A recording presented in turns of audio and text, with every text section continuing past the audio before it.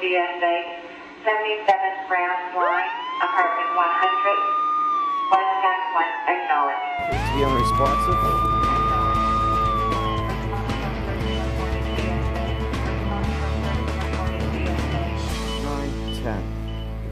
3. I'd like to welcome you to the 2013 DFib research. We're going to be going over some new trends and new techniques in using the AED and in CPR. I'm going to update you a little bit on where the research is going and what we've been doing with cardiac arrest survival in Toronto, and show you some ways that we can perhaps maximize survival. We've been working on the largest cardiac arrest study that has ever been conducted, and what I've seen, the most remarkable trend since I started with this program in 2005 until 2011, we've seen survival from cardiac arrest go up from somewhere in the range of just over 4% to almost 8% right now. That's a nearly doubling of survival. One of the things we've been finding from the study so far is that uninterrupted CPR is one of the keys to improving survival. Some of the data published so far from the cardiac arrest study is that interruptions in CPR, even minimal interruptions, to analyze and to shock the patient, are associated with poorer survival. We're going to ask you to keep doing chest compressions during charging. Now, when the defibrillators have a new battery in them, that's only about 3 to 5 seconds of chest compressions. It's not a big deal. But on the defibrillators that are out on the trucks that have been out there for several years, it might take 10 or 15 or 20 seconds to charge. So if you're using one of these defibrillators, you can see that an additional 20 seconds of CPR, which provides blood flow to the brain and to the vital organs, can potentially make a difference. So you're going to practice techniques to do CPR during charging, and then everyone gets their hands off the chest while defibrillating the patient, just like before, with attention to safety. Shock advised. Don't touch patient. Analyze. Shock advised. Can't Don't touch compression. touch patient. Press flashing shock button. Let me know when you're ready there, Ken.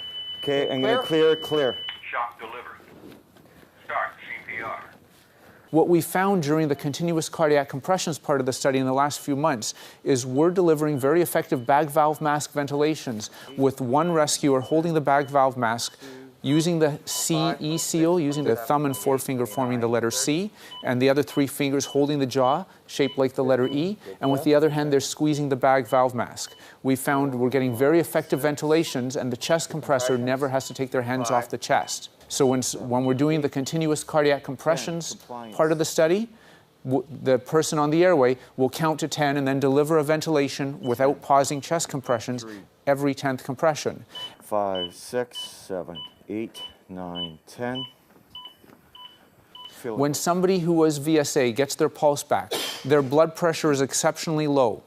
It is extremely difficult to feel a carotid pulse. Their blood pressure is so low that sometimes you may not find it, and we waste a lot of time on pulse checks. We're going to eliminate all pulse checks on VSAs except for the first one, where you confirm that they're VSA, and you will not have to do another pulse check again until there are obvious signs of life. VSA. This means that once you confirm VSA, you start CPR. If the defibrillator says shock advised, you deliver the shock and then immediately resume CPR.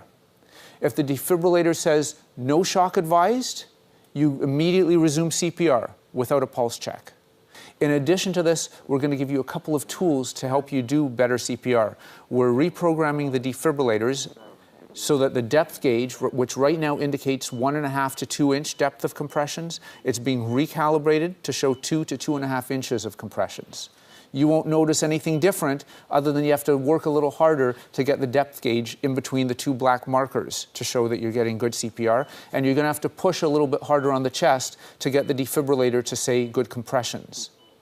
The other thing we're going to do is, as an aid to training in the EMS section classroom, we've got some mannequins with the latest software and technology that will actually show you live on the mannequin what your depth and rate of compressions are. It's very similar to the data we get from the defibrillators that we download after a cardiac arrest. We are making a difference in cardiac arrest survival in Toronto. We think that in the next few months, these changes that we've introduced are going to be easy to learn, easy to deliver, and will result in an increased number of survivors from cardiac arrest. Thank you very much.